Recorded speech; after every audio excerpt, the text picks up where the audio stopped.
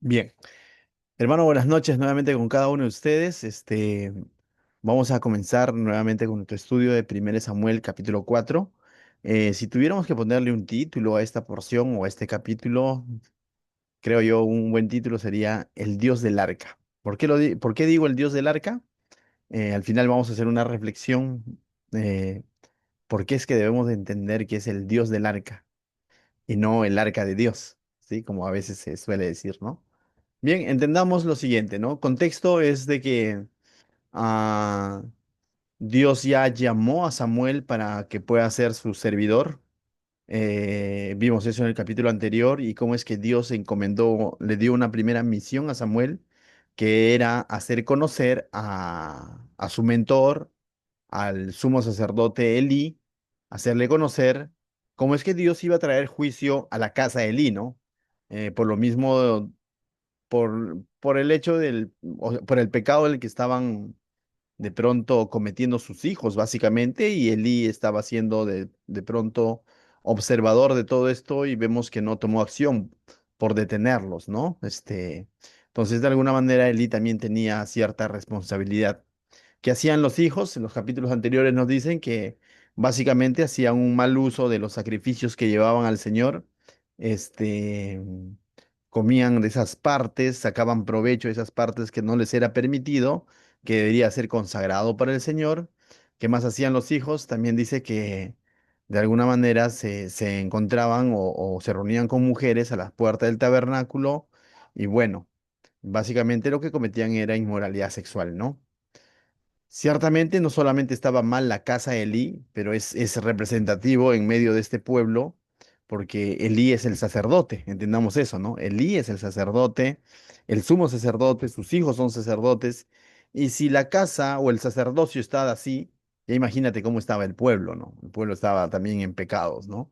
Es el tiempo de los jueces, pues, está terminando el tiempo de los jueces, donde el pueblo no escuchaba la palabra de Dios, donde el pueblo no acudía a Dios, donde los representantes, de alguna manera, aquellos que Dios iba a usar para traer palabra a su pueblo, estaban en pecado. Entonces, en medio de toda esa historia, Dios, levanta a un hombre llamado Samuel, quien la Biblia nos relata en estos capítulos de que servía a Dios en el tabernáculo, ¿no? Y Dios llama a Samuel, ¿no? Lo llama justamente para poder ser su vocero, vamos a llamarlo así. Y Samuel va a tener un hermoso ministerio porque va a ser uno de los que va a terminar ungiendo al primer rey de Israel, que es Saúl, y también va a terminar siendo partícipe de la elección de Dios, del verdadero rey de Israel, elegido por Dios o conforme al corazón de Dios, que es David, ¿no? Entonces, pero esa transición de tiempo de los jueces a tiempo de los reyes se va a dar justamente en torno a este personaje Samuel, ¿no? Dios llamó a Samuel, pero le dio una primera misión, era confrontar a Elí, decirle cómo es que Dios iba a traer juicio a la casa de Elí y al pueblo de Israel, ¿no? Entonces, comenzamos ahora a leer el capítulo 4 verso 1 dice, y Samuel habló a todo el pueblo. Es interesante esta primera porción porque nos hace ver que Dios siempre estaba hablando al pueblo. Y cuando se dice que no había palabra de Dios en el pueblo, no es tanto porque Dios no quería hablarle al pueblo, sino es que el pueblo estaba con un corazón duro. Entonces, el pueblo, Dios habló al pueblo, pues el pueblo no escuchaba. Y ahora ya hay un vocero de parte de Dios, que es Samuel, y vamos a ver al transcurrir este capítulo que va a haber un pueblo que no acude al consejo de Dios, sino a su propio criterio. Eh, Al igual que aquel entonces, como es que Dios siempre usaba a sus siervos para hacer llegar palabras a su pueblo, pero el pueblo duro de corazón, producto de su pecado, producto de su necedad, producto de su idolatría, no escuchaba la palabra de Dios. También eso vemos hoy en día, ¿no? En nuestra sociedad, ¿no? Y por qué no decirlo, también en la iglesia se ve eso, ¿no? Dios siempre va a estar usando a sus siervos para hacer llegar palabra al pueblo o al hombre, vamos a llamarlo así. Pero es el hombre que muchas veces endurece su corazón, es el hombre que muchas veces se traza otras prioridades, tiene otra agenda y de pronto hace caso omiso a la voz de Dios, ¿no? Decir hoy en día, por ejemplo, no entiendo la Biblia, decir hoy en día es que el acceso a la palabra de Dios es difícil, es complicado, en realidad es mentirnos a nosotros mismos. Hoy en día existe infinidad de Biblias, lenguaje sencillo, lenguaje en la NBI, la NTV, Reina Valera, comentarios bíblicos gratuitos. O sea, eh, hoy en día Dios, creo yo, ¿no? Estamos viviendo tiempos, pero de tanta bendición y estamos al acceso a la palabra y lo único que tiene que hacer el ser humano es coger su Biblia y abrirla, ¿no? Abrirla. O quizás en el mismo celular hoy en día puedes tener la palabra de Dios. De pronto, hoy en día el acceso a las iglesias, más bien las iglesias lo que hacemos es invitar a las personas que vengan a escuchar la palabra de Dios. Entonces, decir en estos tiempos de que acudir o ser beneficiados por la palabra de Dios es difícil y es solo para algunos, yo creo que no. ¿Hubo tiempos así? Quizás sí. ¿No? Hubo tiempos en el que de pronto la Biblia fue restringida, estaba en el idioma latín y de pronto el pueblo no tenía acceso, sí, pero hoy en día, aún en esos tiempos, retrocediendo un poco, creo que Dios siempre ha usado siervos, siempre ha usado hombres de fe para que su palabra pueda llegar al hombre. El problema no es que Dios no tenga la capacidad de hacer llegar su palabra. El problema muchas veces es la dureza del corazón del ser humano. Entonces, vemos ahí en este primer versículo del capítulo 4 cómo es que dice, y Samuel habló a todo Israel. Previo a eso vimos que había hablado también a Elí, ¿no? A Elí le había dicho que iba a venir juicio sobre su casa. Pero mira, ya hay entonces un vocero de alguna manera que Dios ha llamado para hacer llegar su palabra al pueblo. Pero vamos a ver si ahora el pueblo corresponde a esa palabra de Dios, a ese consejo de Dios, y toma en cuenta a Dios en medio de sus batallas, en medio de sus dificultades. Vamos a ver si ocurre eso o no ocurre eso, ¿no? Entonces, esta historia es muy hermosa, pero es muy edificante y muy confrontadora. Mira lo que dice la segunda parte del verso 1. Por aquel tiempo salió Israel a encontrar en batalla a los filisteos y acampó junto a Eben-Nezer, y los filisteos acamparon en Afec. Los filisteos van a ser los enemigos históricos del pueblo de Israel. En realidad vamos a ver en constantes ocasiones en diversos libros del Antiguo Testamento mencionar la palabra fariseo, ¿no? Entonces, estos fariseos, dices, van a entrar en batalla con el pueblo de Israel, entonces son tiempos todavía de donde hay guerra, de pronto hay un enemigo, y es interesante. Ah, mira lo que dice el verso 2. Y los filisteos presentaron la batalla a Israel. Y trabándose el combate, Israel fue vencido delante de los filisteos, los cuales hirieron en la batalla en el campo como a 4000 hombres. Ahora, la pregunta es, ¿por qué fueron vencidos? Si recordamos un poco el tiempo de los jueces, cada vez que Dios de pronto permitía que estos pueblos vecinos, filisteos, jebuseos, amorreos, amonitas, de pronto tengan una victoria sobre el pueblo de Israel, no es porque Dios no tenía la capacidad de darles victoria, tampoco es porque Dios se había olvidado de su promesa, simplemente es porque Dios de pronto dejaba que el pueblo experimente qué es vivir sin Dios, porque lo que ellos hacían era olvidarse de Dios, depositar su confianza en hacer alianza con estos pueblos, en dioses paganos de estos pueblos, y de pronto Dios de alguna manera vemos ese patrón en el libro de jueces, donde el pueblo le da la espalda a Dios, Dios levanta la mano, el pueblo se ve sometido nuevamente a estos pueblos, pierde batallas, se ven conquistados, el pueblo clama a Dios, Dios levanta un caudillo, un juez los libra nuevamente, este juez dura lo que dura, muere este juez y el pueblo dice, nuevamente se olvida de Dios. Algo similar está pasando aquí. Elí, sus hijos, los sacerdotes, están en pecado. Y de pronto, si ellos estaban en pecado, imagínate cómo estaba el pueblo. Entonces, esta derrota que tiene frente a los filisteos no es porque los filisteos eran más fuertes que Dios, no. Quizás más fuertes que Israel, sí. Y siempre los enemigos, por lo general, eran más fuertes que Israel. Pero la gloria estaba en que siendo más fuertes estos enemigos, Dios les daba la victoria a Israel. ¿Me dejo entender? Porque el Dios había prometido darles victoria siempre y cuando ellos tengan a Dios como su Dios. Ustedes son mi pueblo, yo soy su Dios. Y en el momento que ellos sacaban de la ecuación a Dios, ponían a un lado a Dios, entonces les venía este tipo de derrotas y todo lo demás, ¿no? Y eso está ocurriendo. Pero el pueblo no es consciente de esto. Porque mira lo que dice el verso 3. Cuando el pueblo volvió, no, cuando volvió el pueblo al campamento, los ancianos de Israel, los ancianos son los líderes, los jefes, los que tenían un rango de autoridad. Estos ancianos, que son los que deberían de comprender más este patrón y el por qué de pronto ahora han sido dominados o han sido vencidos en la batalla por los filisteos y 4000 hombres de ellos han muerto. Estos ancianos ya deberían de comprender esto, pero ellos se hacen una pregunta interesante. Dice, ¿por qué nos ha herido hoy Jehová delante de los filisteos? En parte ellos saben que Dios ha tenido que ver con esto, porque los filisteos no les van a poder hacer nada si es que Dios no los permite, pero en parte ellos están reconociendo, pero al hacerse la pregunta el por qué, yo creo que la respuesta era clara, ¿no? Este por qué está fuera de lugar, ¿no? Entonces dice, ¿por qué nos ha herido hoy Jehová delante de los filisteos?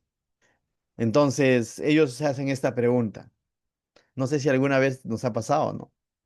Hemos sido necios, hemos tomado nuestras decisiones aisladas de la voluntad de Dios, aisladas del consejo de Dios. Es más, voy a decirlo así, no hemos considerado a Dios en nuestros planes, en nuestras decisiones.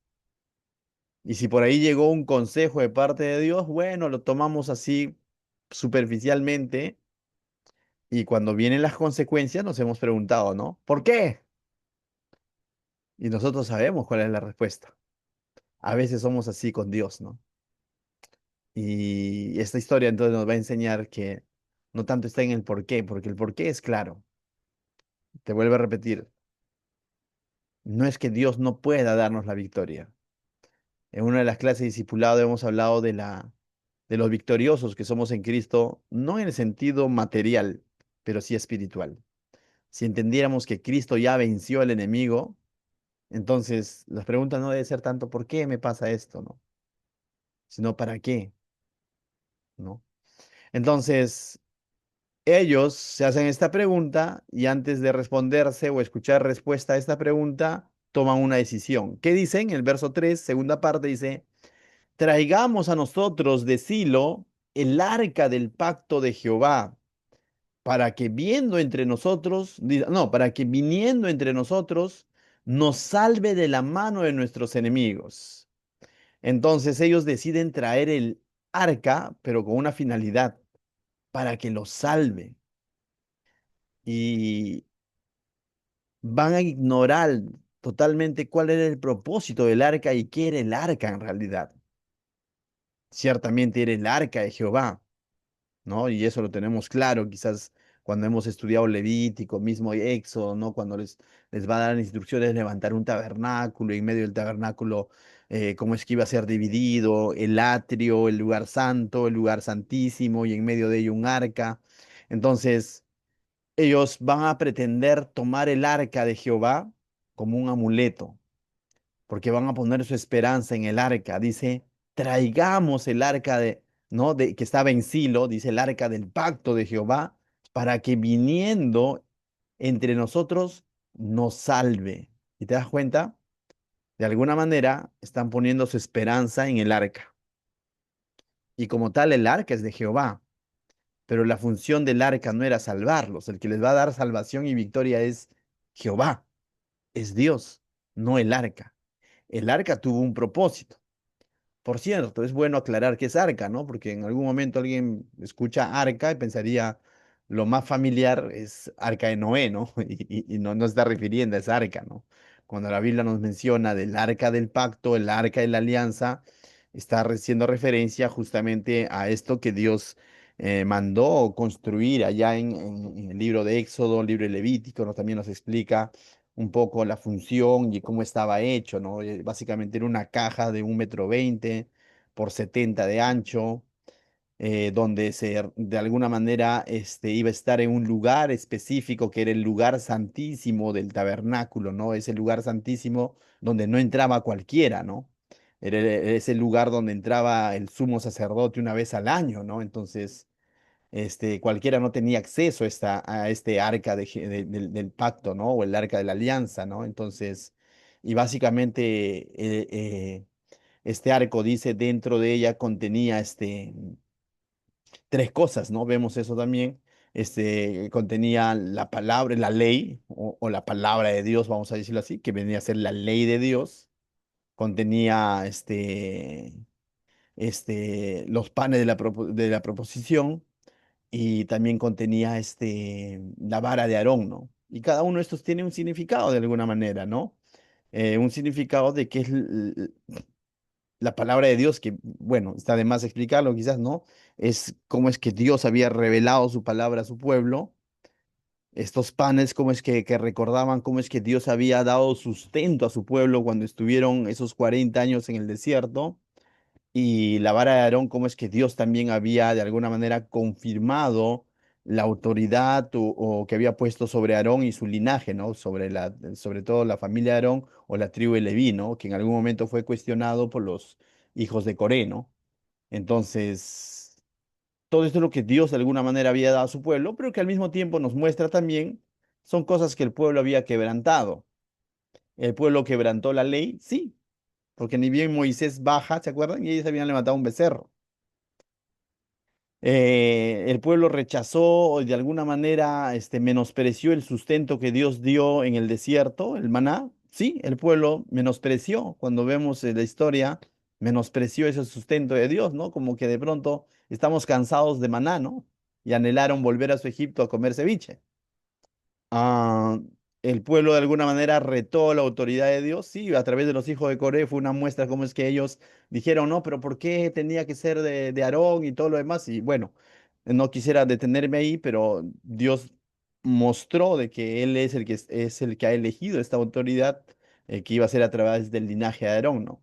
Entonces, de alguna manera, lo que contenía el arca del pacto también nos muestra la incompetencia del hombre, ¿no? La incompetencia del pueblo, es decir, el pecado. Pero esta arca tenía algo especial, tenía una tapa, ¿no? Esta tapa se llamaba el propiciatorio, ¿no? Y sobre esta tapa había dos querubines. Y sobre esta tapa es que venía y descendía la presencia de Dios, ¿no? El Shekinah de Dios. Y es más, sobre esta tapa es que se derramaba el sacrificio, el sumo sacerdote ingresaba con el sacrificio y derramaba la sangre del sacrificio, y si esto era acepto a los ojos de Dios, justamente venía su gloria, su presencia, ¿no?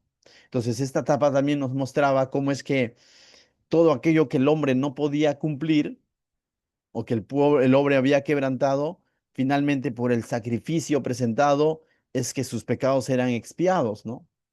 Pero nosotros sabemos que todo esto apuntaba a algo mayor.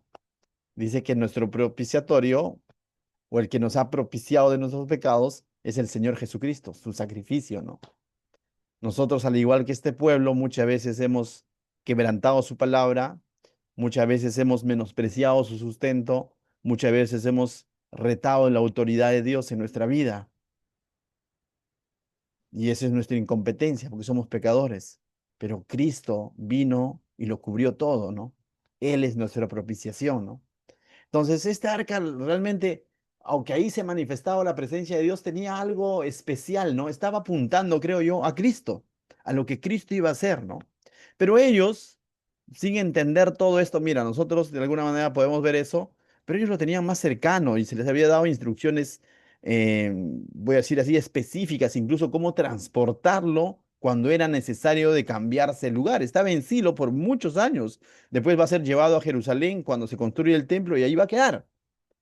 Pero ellos, de una manera como amuleto, ¿no? De una manera supersticiosa, a la ligera dicen, traigan el arca porque ella nos va a salvar frente a los filisteos. Están usando el arca del Señor como qué, como un amuleto. Esa nos va a salvar. Y vamos a ver si realmente les resulta ese plan, bueno, porque hasta el momento no he visto que hayan pedido consejo de Dios. El verso 4 dice, y envió el pueblo a Silo y trajeron de allá el arca del pacto de Jehová de los ejércitos. Es decir, lo sacaron de ese lugar especial, lo sacaron del lugar santísimo y lo van a trasladar. Y dice que moraba entre querubines y los dos hijos de Elí, Ofni y Fines, estaban allí con el arca del pacto de Dios. ¿Y quiénes son los que de alguna manera van a ejecutar todo esto? Son Ofni y Fines. ¿Y quién era Ofni y Fines? Esos que les gustaba sacar provecho de los sacrificios de quien ya hemos hablado, esos que estaban cometiendo inmoralidad en la puerta del tabernáculo. Entonces va a haber aquí como una especie de deshonra abierta contra Dios, ¿no? Y entonces eh, eh, es ver cómo es que la desesperación, la necedad, el pecado está llevándolo al pueblo a hacer todo esto, ¿no? Están literalmente ignorando todo lo que el arca de Dios significa, ¿no? Dice un comentarista, ¿no? Están creyendo que el arca es Dios. Encajonaron a Dios en un arca, cuando ciertamente sobre esa arca, que es muy especial, se manifestaba la presencia de Dios, pero no podemos encajonar a Dios en un arca. Todo el universo no podría contener la presencia de Dios, ¿no? Mis hermanos, lo malo no está en el arca cumplió una función. Lo malo es cómo es que el hombre está tomando el arca como un amuleto a manera de superstición. Ahora, ¿qué nos enseña esto? A veces nosotros hacemos lo mismo con ciertos asuntos cristianos, nos volvemos supersticiosos. A veces convertimos, y no está mal, por ejemplo, orar, ¿no? No está mal orar, pero a veces convertimos esa acción en nuestro Dios. Pastor, ore por mí, por favor. Y no está mal que un pastor ore por el hermano, pero pensar que eso es esencial y que tiene que ser así, estoy equivocado. El que bendice, el que sana, el que restaura, el que salva, es Dios, no la oración de un pastor. ¿Me dejo entender? No está mal que un pastor ore. Por ejemplo, ¿no? A veces se hace eso, mi hermano, diezmale al Señor fielmente y Él va a ser fiel contigo en tus negocios. Estoy usando el diezmo como un amuleto, mal entendido encima.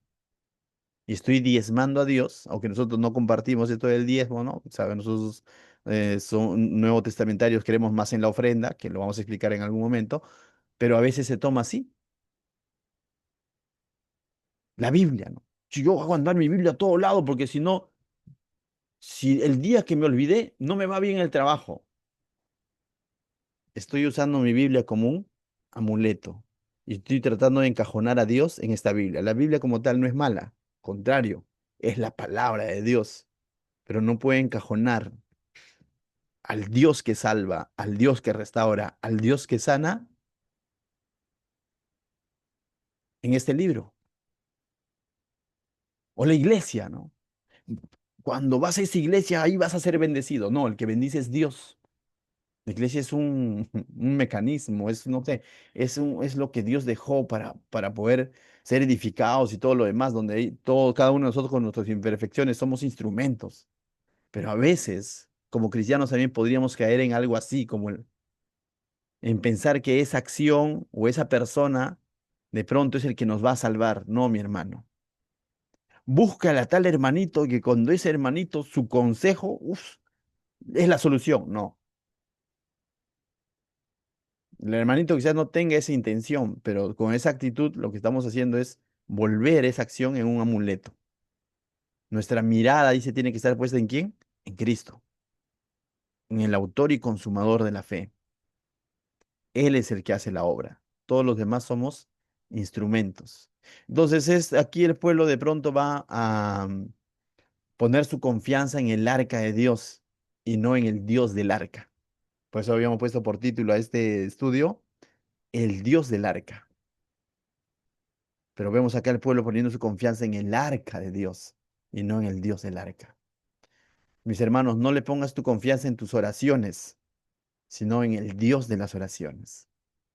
No le pongas tu confianza en tu iglesia, sino en el Dios de tu iglesia. Amén. Entonces,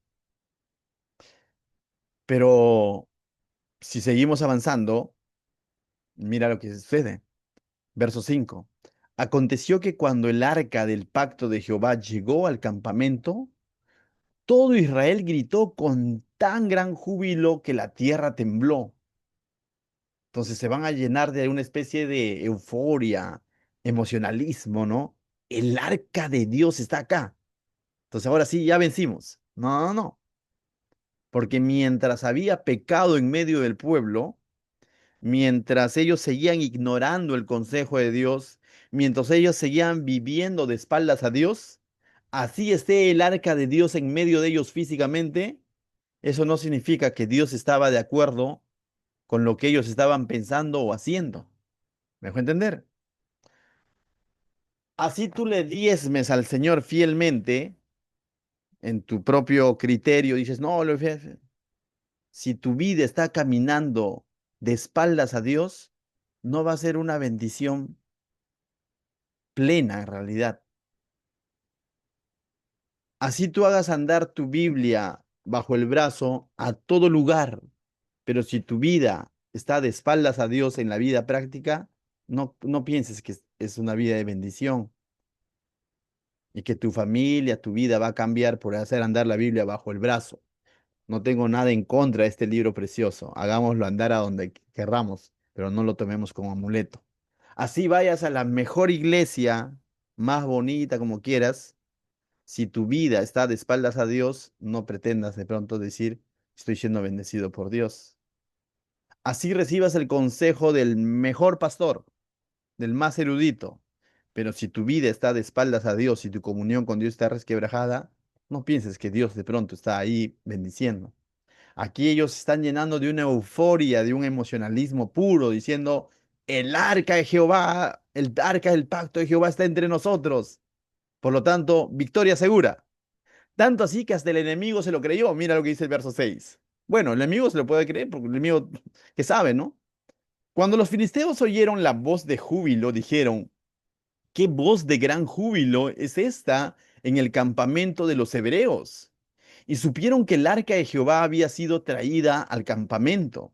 Y los filisteos tuvieron miedo porque decían, ha venido Dios al campamento. Pregunto, ¿Dios había ido al campamento? No, físicamente habían llevado el arca. Es otra cosa. Pero no es que Dios de pronto estaba avalando todo lo que el pueblo estaba haciendo. Y dijeron, ay de nosotros, pues antes de ahora no fue así. Dijeron, no, ahora sí ya fuimos, ¿no? Los filisteos de alguna manera están igual de supersticiosos que los israelitas, ¿no? Dice, ay de nosotros, verso 8, ¿quién nos librará de la mano de estos dioses poderosos? Entonces vemos que ellos tenían una distorsión en cuanto a Dios, porque Dios es uno. Pues ellos pensaban que eran dioses, ¿no? Como ellos, ¿no? Ellos sí querían en varios dioses. Estos son los dioses que hirieron a Egipto con toda la plaga en el desierto. En parte entonces conocían la historia de Israel, la historia que ocurrió en Egipto, las 10 plagas y todo eso. En parte lo conocían por todo lo que Dios había hecho tiempo atrás, pero en parte también estaba distorsionado porque están pensando que son dioses y no eran dioses, era el Dios de Israel, Jehová de los ejércitos. Entonces los filisteos eran politeístas, ¿no? Entonces ellos están creyendo que eran varios dioses. Entonces en parte están equivocados, pero en parte están recordando lo que Dios, reconociendo lo que Dios había hecho antes con Egipto.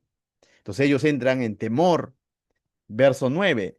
Esforzaos, oh filisteos, y sed hombres para que no sirváis a los hebreos, como ellos han servido a vosotros, sed hombres y pelead. Entonces, este temor del cual ellos están llenando, no necesariamente los está llevando a arrepentirse, ¿Por qué? Porque tiene un concepto equivocado de Dios, ¿no? Porque si ellos realmente hubiesen reconocido a Dios, quién era el Dios de Israel, esto debería llevarlos a arrepentirse y decir, no luchemos más con Israel.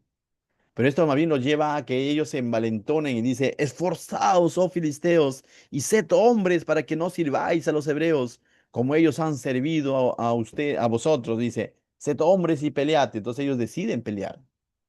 Verso 10. Pelearon pues los filisteos e Israel. Dice, e Israel fue vencido. ¿Te das cuenta? ¿Qué pasó? ¿Dios fracasó? No. Dios no estaba siendo partícipe de esa acción que habían tomado el pueblo de llevar el arca y todo el asunto. Porque el pueblo no está entendiendo qué es cuál es el problema de fondo. El pueblo no está entendiendo, muy por lo contrario, están siendo irreverentes con las cosas que Dios había establecido en cuanto al arca. Los que están siendo partícipes de esto son los dos hijos de Elí que estaban en pecado. Entonces Dios no va a avalar esto. Y huyeron cada cual a sus tiendas y fue hecha muy grande mortandad, pues cayeron de Israel 30.000 hombres. La primera vez fueron 4.000, ¿no? Ahora les va a venir una peor desgracia. Dice, caer 30.000 hombres de a pie. Y el arca y lo peor, y el arca de Dios fue tomada y muertos los dos hijos de Elí y Ofni y Fines. Mueren los dos hijos de Elí. ¿Y te acuerdas que esto había sido de alguna manera anunciado por Samuel a Elí, que le dijo que iban a morir sus dos hijos por el pecado que ellos estaban cometiendo y que iban a morir el mismo día? Se cumplió. Pero lo grave no está en eso, ¿no? Porque finalmente ese es un juicio de parte de Dios para con ellos. Lo grave es que el arca de Dios fue tomada. ¿Tomada por quién? Por los vencedores. El pueblo filisteo se va a terminar llevando el arca, mis hermanos. Y esto era de sumo significado, de suma importancia para el pueblo de Israel. Pero ellos se han expuesto a esto. Este arca, que debía haber estado en un lugar específico, cumpliendo una función específica, donde el Shekinah de Dios venía y descendía, todo eso, ellos se han expuesto a que esto sea, ahora voy a decirlo así, ¿no? Tomado por los filisteos, por el pueblo enemigo de Dios. Y en los siguientes capítulos vamos a ver lo que va a suceder con todo esto, ¿no? Solo por no haber pedido consejo o no haber escuchado la palabra de Dios, porque ya había un Samuel. Y el capítulo comienza diciendo, Samuel habló al pueblo de Israel, pero no fue oído, mis hermanos. Cuando ellos tuvieron una derrota, dijeron, ¿por qué nos pasa esto? Ya sé, alguien dijo por ahí, tengo una idea, traigamos el arca de Jehová y él nos salvará, o sea, el arca nos salvará. Tomaron el arca como un amuleto. Mi hermano, ejemplo, no estoy parafraseando. Pastor, mi matrimonio está mal, no sé qué voy a hacer. Hermano, tengo la respuesta. Diezmale a Dios y todo se solucionará. No, es ponte a cuentas con el Señor. Ponte a cuentas con el Señor. Busca a Dios. Él es el que restaura. Él es el que sana. Él es el que salva. ¿Me dejó entender? Pero aquí el pueblo tomó esto como un amuleto, como una superstición, y le fue peor. Verso 12. Dice, y corriendo de la batalla, un hombre de Benjamín llegó el mismo día a Silo. Entonces vuelve a donde estuvo el arca, ¿no? Donde está Elí. Han muerto ya sus dos hijos, ¿sí? Roto sus vestidos y tierra sobre su cabeza, ¿no? Y cuando llegó, he aquí, Elí estaba sentado en una silla vigilando al camino. Es decir, Elí estaba a la expectativa, ¿no? Porque Elí también sabía que lo que había sucedido. Decía, ¿cómo es que se habían llevado el arca? Y Elí, como el más antiguo, el sumo sacerdote, sabía cuál era el cuidado que debería tenerse de esa arca, el respeto, la honra que debería tenerse por esa arca. Pero han hecho ese mal, pero nuevamente Elí nunca dijo nada y ha permitido también. Pero está la expectativa, dice Elí, estaba sentado en una silla vigilando junto al camino, esperando noticias, creo yo que también de sus hijos, pero también del arca, porque su corazón estaba temblando por causa de ¿qué? Del arca. ¿Te das cuenta que Elí en su interior sabía que se había hecho mal? Que se estaba haciendo un mal uso del arca. Llegando pues aquel hombre a la ciudad y dadas las nuevas, toda la ciudad gritó. El hombre ni bien llega, anuncia lo que sucedió, ¿no? Y toda la ciudad grita. Cuando Elí oyó el estruendo de la gritería, dijo, ¿qué estruendo de alboroto es este?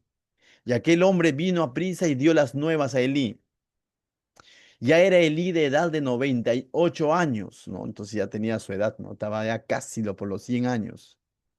Y sus ojos habían oscurecido, de modo que no podía ver.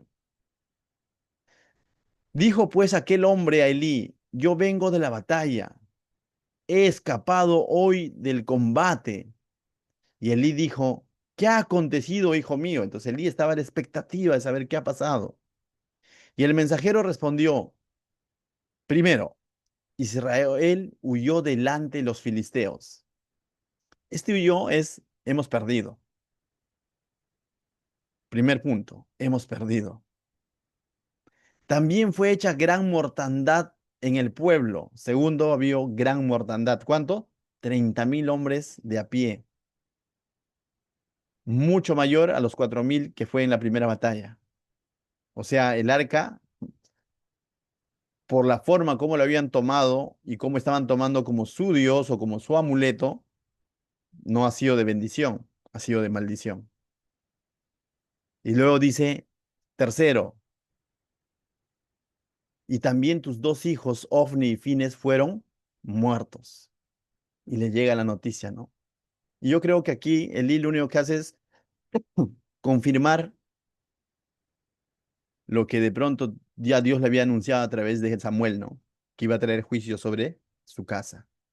Y aquí no vemos una réplica de Elí diciendo, Dios, ¿por qué? ¿Por qué? No, ya él sabe lo que iba a pasar. Pero la cuarta noticia va a hacer que él se tire patas para arriba, ¿no? Y el arca de Dios ha sido tomada. ¿Por quién? Por los filisteos. Porque si Israel ha huido, por los filisteos.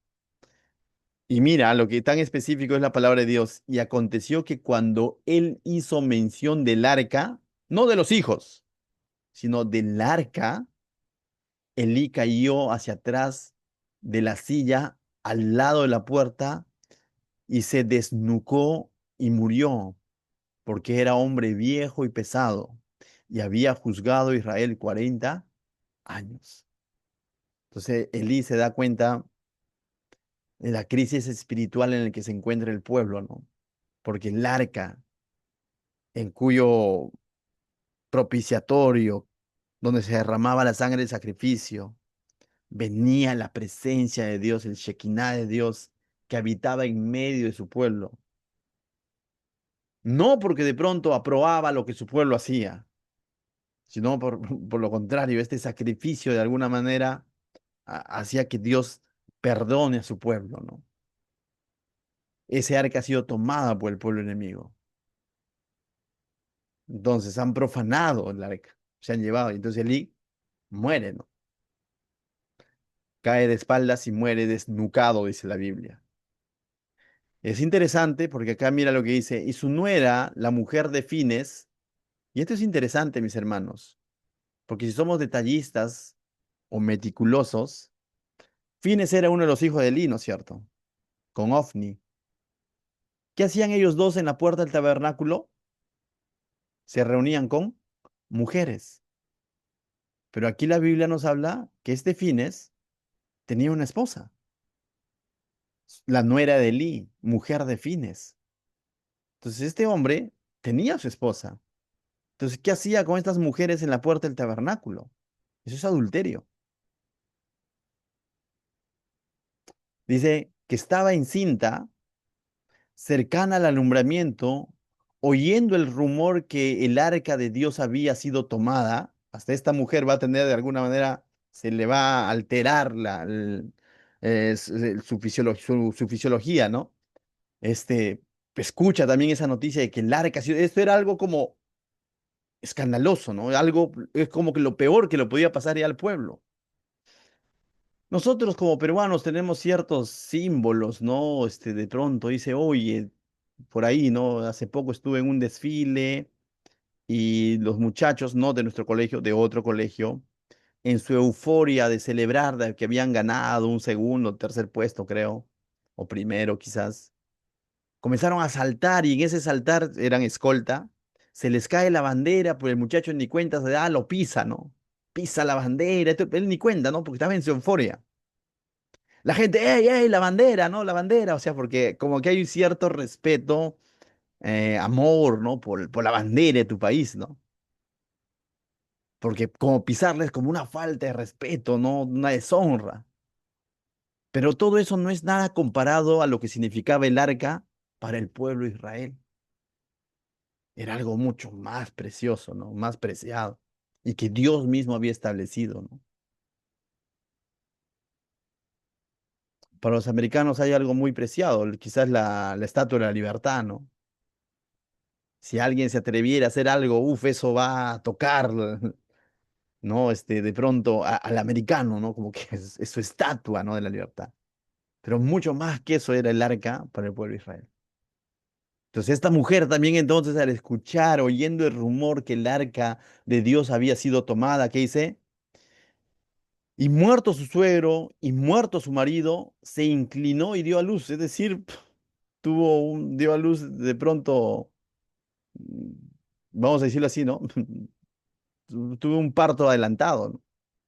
Porque le sobrevinieron sus dolores de repente.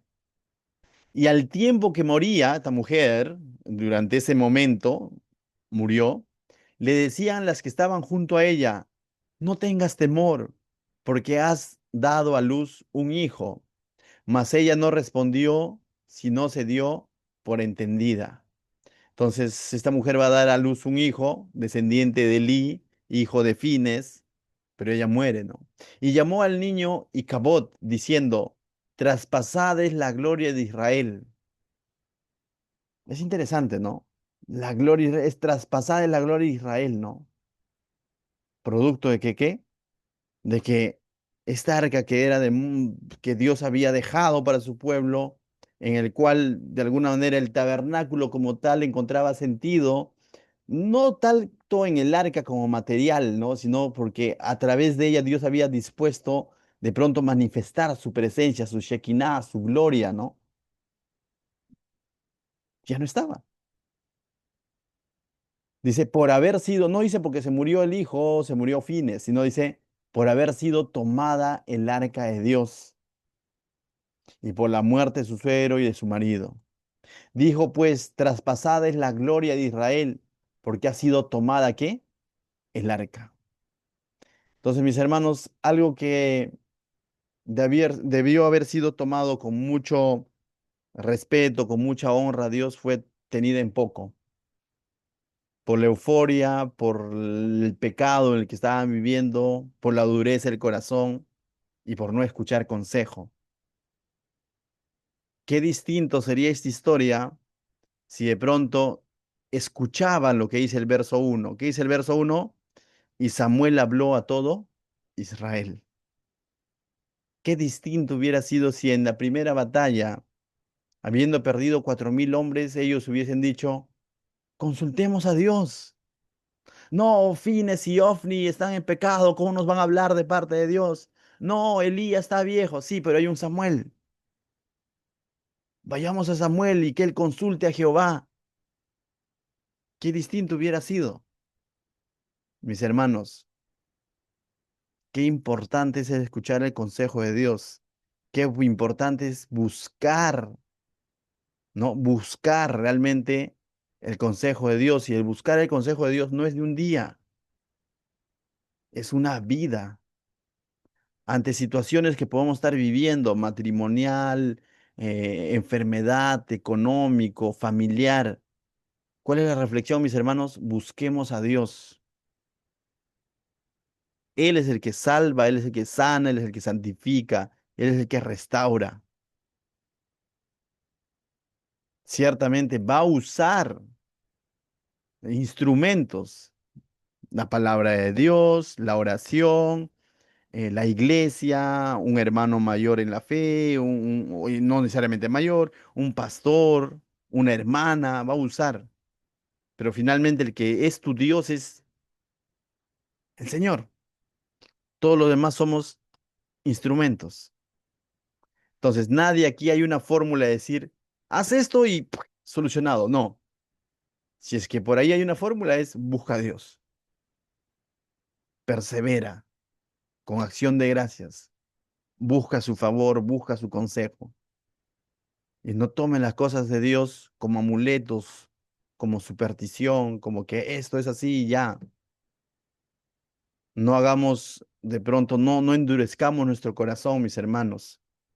Vuelvo a repetir, como le dije al principio, no hay hoy en día excusa para decir la palabra de Dios está lejana. Qué difícil. No, la palabra de Dios está cerca. El Señor es en su misericordia. Hoy en día, mira, un estudio, puedes conectarte desde tu casa. No puedes, puedes ingresar al YouTube. Pero sobre todo busca de manera directa también con el Señor. Dile, Señor, háblame. No canjees los estudios bíblicos, por ejemplo, por tu tiempo a solas con el Señor. O sea, tu tiempo a solas con el Señor tiene que ser tu tiempo con el Señor. Todo lo demás son útiles, amén. Tienen un propósito, amén, pero no son Dios. Dios es uno solo. Entonces recordemos, Él es el Dios del arca y no hagamos que el arca sea nuestro Dios. Él es el Dios de la oración y no hagamos que la oración sea nuestro Dios. Él es el Dios de la iglesia y no hagamos que la iglesia sea nuestro Dios. Él es el Dios de la Biblia y no hagamos que la Biblia sea nuestro Dios. Él es el Dios de tus estudios, de tus devocionales, pero no hagas que tus devocionales, tus estudios sean tu Dios. Amén. ¿Qué tal si oramos? Padre, te doy gracias, Señor, esta noche por tu preciosa palabra, Señor, por cómo es que tú nos ministras, nos enseñas, Señor. Ayúdanos a siempre depender directamente de ti, Señor, a entender que tú eres el Dios, Señor, a quien debemos acudir en cada una de las situaciones que podamos vivir, Señor. Y que la gloria, la honra siempre sean para ti, mi Dios. En nombre de Jesús. Amén.